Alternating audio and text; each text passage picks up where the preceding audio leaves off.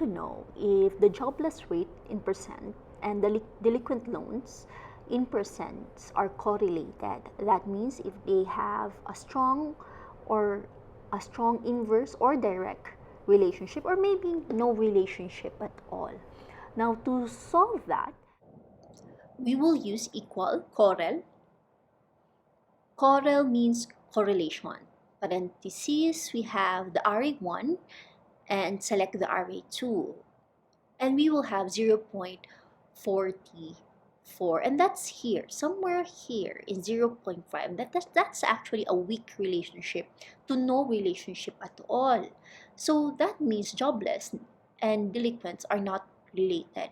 But we can use the box and whiskers again for outliers. Maybe if we take out the outliers, we have two outliers here in the delinquent loans. Let's take that out. Maybe it will have a different result. So let's take out Miami. Let's have another one. That's 11.12. Let's take that out. That's Las Vegas. Let's check again. The correlation is 0.47. Still weak relationship. So by correlation, delinquent loans and jobless rates are not correlated